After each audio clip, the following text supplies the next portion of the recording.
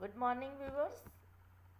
आज बात करते हैं, अगर हम इस जीवन में आए हैं तो हमें एक बेहतर जीवन की कोशिश करनी चाहिए। जीवन में आप जब किसी के पीछे चलते हैं या किसी के आगे चलते हैं तो उसका कोई एक अर्थ होना चाहिए।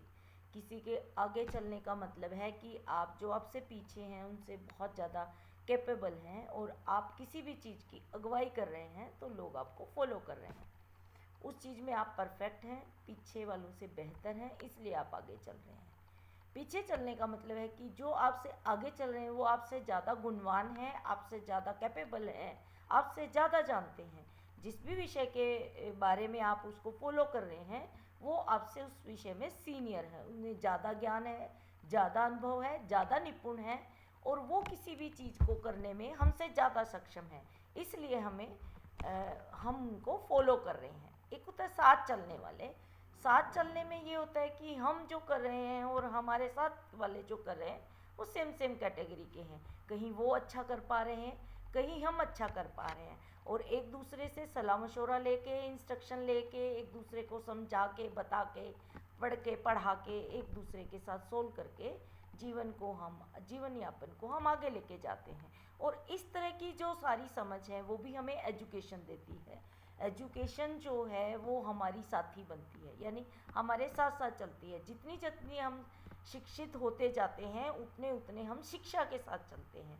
शिक्षा हमें ना पीछे रहने देती है और ना आगे चलने का अहंकार आने देती है, बल्कि वो एक सोबरिटी लेके आती है साथ चलने की। साथ चलने का मतलब शिक्षा और हम साथ साथ चलते हैं। हम जितने जितने शिक्षित होते जाते हैं उतने उतने हम आगे बढ़ते जाते हैं और शिक्षा हमारे साथ ही आगे बढ़ती है। जितने जितने हम पीछे रह जाते हैं, शिक्षा भी हमारी पीछे रह जाती है तो हम भी पीछे रह जाते हैं। हम जब शिक्षा को अपनाते हैं तो शिक्षा भी हमें पूरी तरह से अपनाती है। जैसे समय होता है, अगर हम समय के साथ चलते हैं तो समय भी हमारे साथ चलता है। अगर हम समय से पीछे रह जाते हैं तो समय भी हमें पीछे छोड़ देता है। अगर हम समय से आगे चलते हैं तो समय भी हमें आगे कर देता है।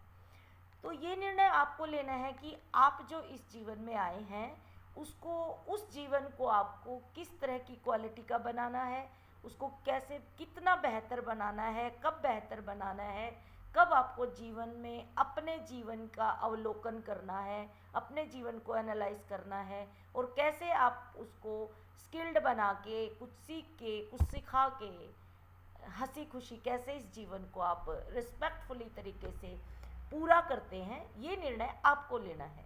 और आप किसी जल्दबाजी में अगर कोई निर्णय लेते हैं तो वो आधा अधूरा रह जाता है। जब आप अपनी समझ से, अपनी सोच से एक सही निर्णय लेते हैं और किसी अच्छे बताने वाले की बात सुन के, अच्छे से ग्रहण करके, सोच समझ के और सभी तरह के नेगेटिव और पॉजिटिव एस्पेक्ट देख के जब आप किसी चीज़ के बारे में निर्णय लेते हैं तो वो निसंदेह और चीज़ों की बजाय जल्दी ही आप पूरा कर पाते हैं।